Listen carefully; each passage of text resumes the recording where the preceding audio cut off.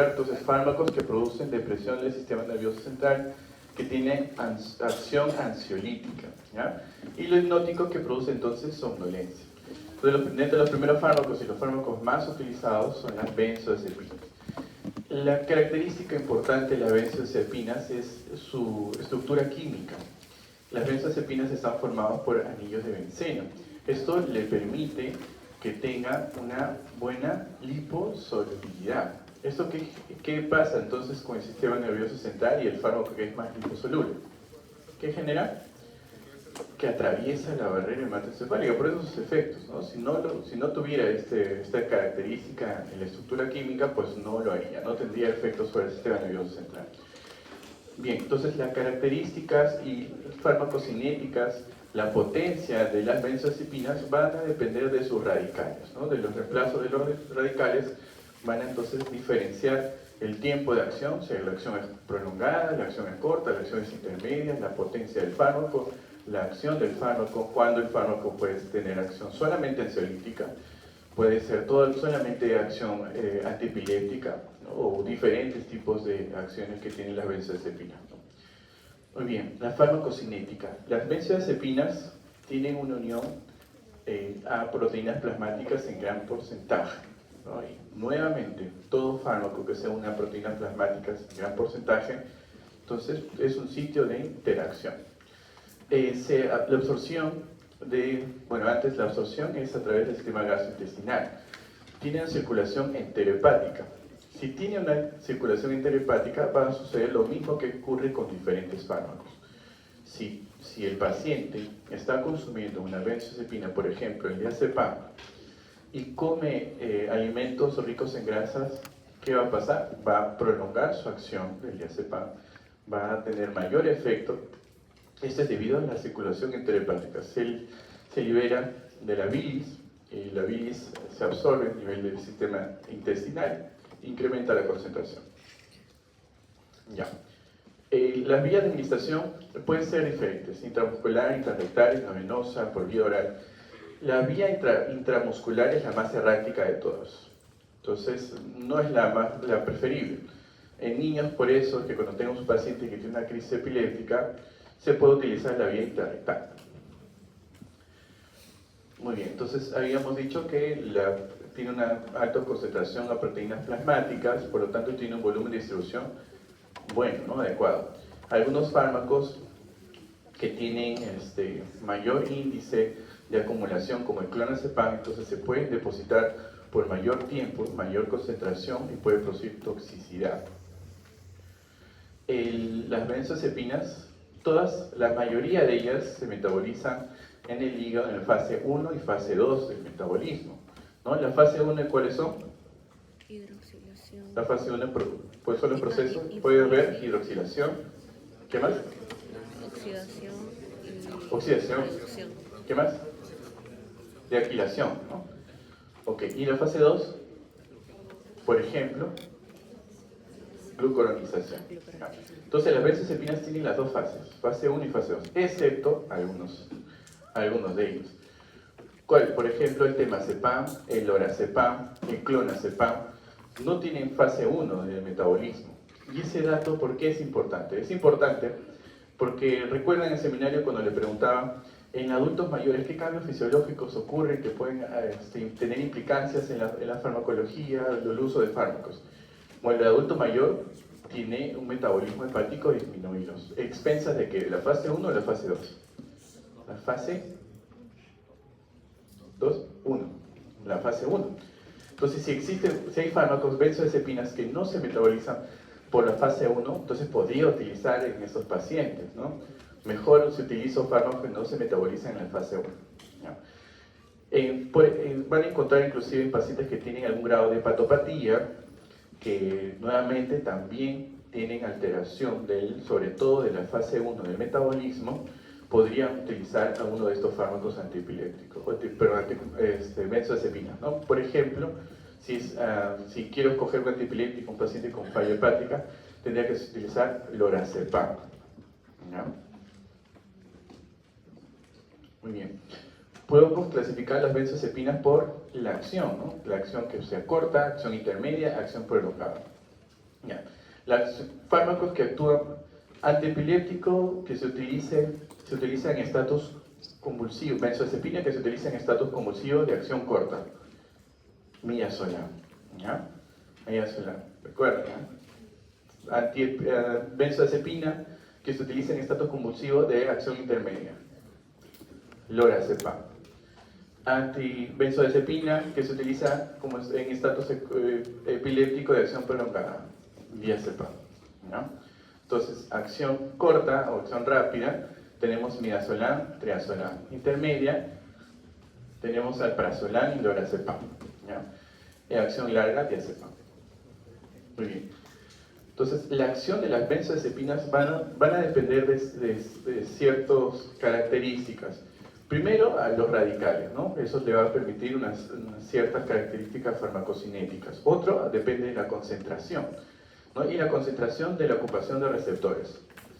Cuanto mayor concentración, va a tener mayor efecto hipnótico. Cuando menor concentración, va a tener más efecto ansiolítico. O sea, quiere decir, este es el caso, por ejemplo, del midazolam. El midazolam se puede utilizar como ansiolítico, como anticonvulsivante, como sedante, como hipnótico. Y eso va a depender de la dosis. ¿Ya? Más adelante, desarrollando cada uno de ellos, voy a colocar las dosis y van a ver que cuanto mayor dosis, entonces va a tener mayor efecto hipnótico. Entonces las benzodiazepinas pueden generar ansiolisis, va a generar anticonvulsión, efecto anticonvulsivante, sedante, amnesia. Las benzodiazepinas producen efecto de amnesia retrógrada. La amnesia retrógrada es aquella amnesia que se genera luego del uso del fármaco. Por eso se puede utilizar, por ejemplo, en procedimientos como colonoscopía y endoscopía, ¿no? Que utilizan midazolam. Muy bien, ¿cuáles son los efectos de las benzodiazepinas entonces? ¿Cuáles son las acciones? Pueden producir hipnosis, relajante muscular, ansiolítica, amnesia retrógrada, anticonvulsivante. Entonces la acción sedante, básicamente es la disminución de la actividad, la disminución de la hiperexcitabilidad puede producir efectos ansiolíticos, ¿no? Por eso se utiliza en pacientes que tienen pánico escénico, en pacientes que tienen trastornos de ansiedad, crisis de pánico. Los fármacos de primera línea son las benzodiazepinas. Acción hipnótica. Hay fármacos que se utilizan para inducir el sueño. Pacientes que tienen trastorno del sueño, insomnio de mantenimiento, insomnio de inicio. Entonces se puede utilizar ¿qué fármacos? Benzodiazepinas. ¿Qué otras acciones pueden producir las benzodiazepinas en diferentes sistemas? El sistema cardiovascular puede generar vasodilatación y además puede producir inotropismo negativo. ¿Cómo así lo genera? Bueno, las benzodiazepinas por sí pueden tener una reacción compensatoria del sistema simpático. El sistema simpático compensatoriamente trata de compensar inicialmente eso con el uso del midazolam, por ejemplo. El midazolam ya sabemos que produce vasodilatación y disminución de la frecuencia cardíaca, pero el sistema simpático intenta compensarlo, ¿ya? Así que puede haber una fase en la cual con el uso del midazolam va a haber un incremento de la presión y un incremento de la frecuencia cardíaca. ¿Ya? Pero en general se dice que las benzodiazepinas entonces produce vasodilatación y produce inotropismo negativo.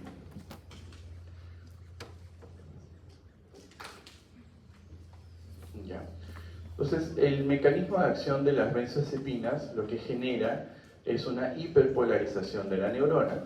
Esto genera un estado de inactivación, por lo que conceptualmente se cree que las benzodiazepinas tienen un factor protector de las neuronas, sobre todo en casos de isquemia cerebral. La isquemia cerebral, la disminución entonces del flujo genera que no llegue sangre, no llega oxígeno, no llega glucosa y se genera una isquemia. El uso de las benzodiazepinas conceptualmente se cree que podría proteger estas neuronas que están expuestas a isquemia. Sin embargo, al momento no hay un estudio que determinen efectivamente que produzca una protección del sistema nervioso central luego de una isquemia. ¿Y cómo actúan entonces las benzodiazepinas? Las benzodiazepinas actúan sobre su receptor GABA.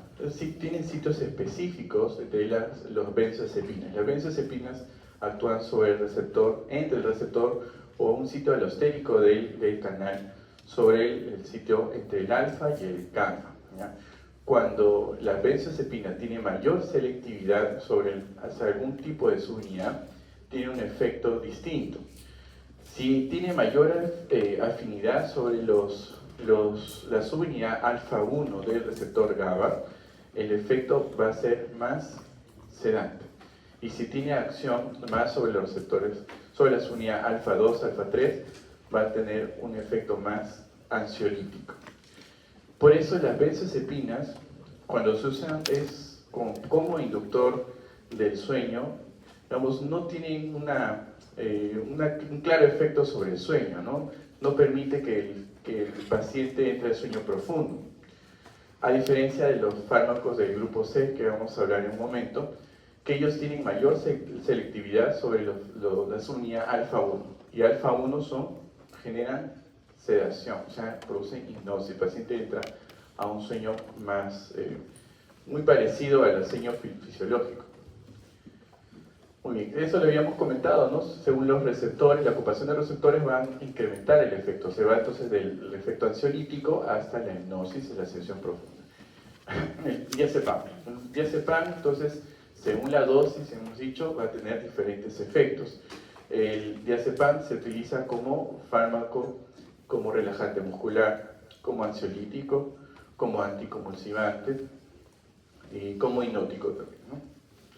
El midazolam y el diazepam son fármacos de primera elección para los estados convulsivos, ¿ya? Un paciente que tiene estado convulsivo, los fármacos de primera elección son las benzodiazepinas. Dentro de las benzodiazepinas que se utilizan más son el diazepam, el midazolam y tenemos el lorazepam. Los tres fármacos son los de primera elección para los estados convulsivos. De esos tres, si tengo los tres fármacos, ¿cuál sería el de elección? El de elección es el lorazepam. Primero lorazepam, luego diazepam, luego midazolam. ¿Ya? ¿Recuerdan? Eso es una pregunta clásica. Siempre te ponen las benzodiazepinas y te ponen las tres benzodiazepinas. Y te dicen cuál es el fármaco de elección para estatus convulsivos. La respuesta es lorazepam. Ya. Entonces, la lorazepam es un fármaco que se utiliza para diferentes también acciones. No tiene acción relajante muscular, pero sí tiene acción inductora de sueño, acción ansiolítica y anticonvulsivante. El clonazepam se utiliza principalmente para los trastornos de ansiedad, se utiliza también como coadyuvante para crisis convulsivas, ¿no? Sobre todo las tipos mioclónicas, hace un momento lo comentábamos. El alprazolam solo tiene acción ansiolítica. Le dicen benzodiazepina que solamente tiene acción ansiolítica, alprazolam. O sea, el alprazolam no lo puedo utilizar como anticonvulsivante, no se utiliza como anticonvulsivante, no sirve como anticonvulsivante, ¿ya? El que puede generar acción ansiolítica y anticonvulsivante es el clonazepam. Muy bien, existen equivalencias, ¿no? A veces los pacientes toman las benzodiazepinas por mucho tiempo y eso van a tener efectos contraproducentes. Y yo voy a tener que retirar las benzodiazepinas para evitar los efectos como síndrome de abstinencia, dependencia farmacológica.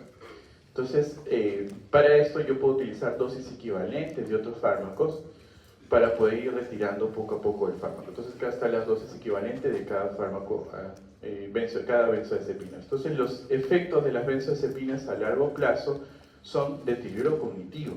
Entonces, en un adulto mayor que tenga una demencia, las benzodiazepinas no son de primera elección, ¿ya? Si tiene un paciente con demencia, no voy a utilizar clonazepam, porque voy a empeorar su estado cognitivo. Problemas de memoria con el uso de clonazepam, ¿ya? ¿Qué más? Puedo producir dependencia, puedo producir síndrome de abstinencia, ¿no? Entonces, son los efectos a largo plazo del uso de las benzodiazepinas. Muy bien, otro grupo de fármacos, el grupo Z, ¿no? Antes que me olvide, ¿cuál es la diferencia en la acción de la benzodiazepina y los barbitúricos? Eso creo que lo han visto cuando hablaron de barbitúricos, ¿no? Pero para recordarles, una pregunta siempre es clásica. ¿Cuál es la diferencia? Los barbitúricos no tienen techo, ¿no es cierto? En cambio, las benzodiazepinas por vía oral sí tienen techo. ¿Por qué? Techo farmacológico, acción, ¿no? ¿Por qué no produce? ¿Las benzodiazepinas actúan con GABA o actúan sin GABA? No, las benzodiazepinas solo actúan con presencia de GABA. En cambio, los barbitúricos pueden actuar con ausencia o pueden actuar con o sin GABA, sin neurotransmisor. Ese le da un efecto que el paciente puede llegar hasta el coma barbitúrico, ¿no? A diferencia de las benzodiazepinas por vía oral, que no generan este efecto. Excepto si utilizas otros fármacos depresores, ¿no? Por ejemplo el alcohol. Si utilizas alcohol y clonazepam, pues puedes potenciar el efecto y producir depresión respiratoria. Por eso que las peperas, ¿no? Utilizan clonazepam o alcohol, el paciente termina falleciendo, ¿no? Y hace el efecto. Hay una alerta de la FDA también para benzodiazepinas endovenosas como almidazolam, que sí se ha visto que puede producir depresión respiratoria, sobre todo con el uso de otros fármacos depresores del sistema nervioso central, por ejemplo los opioides, ¿no? Entonces, utilizan almidazolam y otro depresor, hay que vigilar, ¿no? Puede producir depresión respiratoria. ¿Qué pasó ahí? Las fotos al final, sí nos podemos tomar fotos, ¿no? Que lanzan flash, no sé qué pasa. Ya. Muy bien, entonces decía la diferencia de barbitúricos y las benzodiazepinas. No se olviden, es una pregunta muy clásica, muy frecuente. Otra diferencia en los barbitúricos es que prolongan el tiempo en el cual están aperturados los canales de cloro. Tiempo más prolongado. En cambio, las benzodiazepinas abren y cierran, abren y cierran, abren y cierran. Entonces la diferencia entre ambos, ¿no? Muy bien. Ok, entonces otro grupo de fármacos que son inductores del sueño son el grupo Z. Este grupo Z superan en acción a las benzodiazepinas como inductores del sueño. Entonces son fármacos que se utilizan para trastornos de insomnio, de inicio, insomnio de mantenimiento. Es el paciente que se despierta en la madrugada, ya no puede dormir, no puede conciliar el sueño. O el paciente que no puede conciliar el sueño, son 11 de la noche, 12 de la noche, 1 de la mañana, no puede dormir. Pero para eso sirven estos fármacos, porque la acción de estos fármacos, y bien cierto, actúan muy parecido a las benzodiazepinas, solo que les decía que la diferencia es que ellos actúan selectivamente sobre la subunidad alfa 1, y la subunidad alfa 1 tiene mayor efecto sedante, ¿no? Alfa 2, alfa 3, ansiolítico. Ok, entonces son muy parecidos, pero estructuralmente son diferentes las benzodiazepinas. Por eso el grupo Z se le llaman a los inductores del sueño no benzodiazepínicos. O sea, van a encontrarlo de los dos nombres, grupo Z o inductores del sueño no benzodiazepínicos. Ya, dentro de ellos, ¿cuáles son las diferencias con las benzodiazepinas? Bueno, en este grupo, bueno, van a carecer de otros efectos, ¿no? Debido a la selectividad que tiene, no tiene efecto relajante muscular, no actúa como anticonvulsivante, ya solo tiene el efecto de producir la somnolencia, ¿no? Para que el paciente pueda dormir. Entonces, a diferencia de las benzodiazepinas pueden producir síndrome de abstinencia, pueden producir dependencia. Los fármacos del grupo Z no producen estos efectos, no producen somnolencia, no producen inclusive insomnio de rebote, no producen somnolencia diurna. Si tomas un clonazepam en la noche, durante el día vas a estar con sueño. Esa es la somnolencia diurna. Los grupos de este grupo, fármacos del grupo Z, no generan somnolencia diurna. Entonces, pues son las diferencias entre ambos. Escuchen lo que les acabo de decir. Ya. Entonces, dentro de estos fármacos tenemos entonces zolpidem, soleplom, esopiclona, ¿ya? Dentro de los principales. Las diferencias entre ellos básicamente es en el tiempo de duración del efecto, ¿ya? Por ejemplo, tenemos al soleplom. El soleplom tiene un tiempo de acción corto, de 1 hora a 3 horas. Entonces se puede utilizar en insomnio de mantenimiento, que se despierta en la madrugada y no puede conciliar el sueño. Toma el medicamento, nuevamente induce el sueño, ¿ya? Tenemos zolpidem, que tiene un efecto de 5 horas más o menos, ya que puede utilizarse entonces en insomnio que tiene de mantenimiento y insomnios de inicio del sueño. Esopiclona es el que tiene más tiempo de duración, 7 horas. Ya, muy bien, entonces estos fármacos tienen una acción muy rápida. Entre 20 y 30 minutos actúan estos inductores de sueño. Tiene una muy buena biodisponibilidad. ¿Ya? Por esa disponibilidad, la buena disponibilidad que tiene, produce que el fármaco tenga una acción más rápida. ¿Ya? Entonces el tiempo, por ejemplo, el Soleplom tiene un tiempo de duración entre 1 a 3 horas. Hemos dicho, se utiliza entonces en inducción de sueño en pacientes que tienen insomnio de mantenimiento. El Zolpidem, ya para el paciente que no duerme, no puede conciliar el sueño, ¿no? Zolpidem y Zopiclona, porque tiene un tiempo de duración entre 5 a 7 horas, ¿no? Pues más o menos tienen el mismo tiempo de duración que el sueño fisiológico. Otra diferencia importante entre los grupos, el fármaco del grupo Z y las benzodiazepinas es que las benzodiazepinas alteran la arquitectura del sueño normal. El sueño normal tiene fases, ¿no? Tiene fase 1, fase 2, fase 3, que se llamamos N1, N2, N3. Tiene sueños de ondas profundas y aparece la fase REM. ¿Ya? Estas diferencias de las fases durante el sueño le da una característica que el sueño sea de mayor calidad. Los pacientes que no entran a fase del sueño REM, que es sueño profundo o de ondas lentas, el sueño no es de calidad. Entonces, si utilizamos benzodiazepinas, no tienen sueños de calidad porque alteran la arquitectura del sueño. Evitan que el paciente entre a fase REM. Evitan que genere ondas lentas. ¿Ya? Cuando uno está despierto, las ondas son rápidas. ¿Ya? Esos tipos de ondas se llaman ondas beta. Cuando el paciente cierra los ojos se llama ondas alfa, que son ondas rápidas, pero con menor frecuencia, menor amplitud. Cuando va transcurriendo las horas durante el sueño, empiezan a aparecer ondas sinusoidales, empiezan a aparecer ondas que son más grandes y más lentas. Ya esos ya son sueños de ondas profundas. Y finalmente terminan con una fase de sueño REM, que aparecen movimientos oculares y el sueño es muy profundo. Ya no hay forma de despertarte. Hay más o menos 5 fases del sueño REM durante la noche. Entonces, los benzodiazepinas no permiten estas fases de sueño como las acabo de escribir, a diferencia de los fármacos del grupo Z, el cual permiten que se generen estas ondas de sueño que generan el sueño reparador. Muy bien, otros fármacos que son inductores del sueño, o sea, se utilizan para insomnio, son fármacos que son antagonistas de los receptores de la orexina.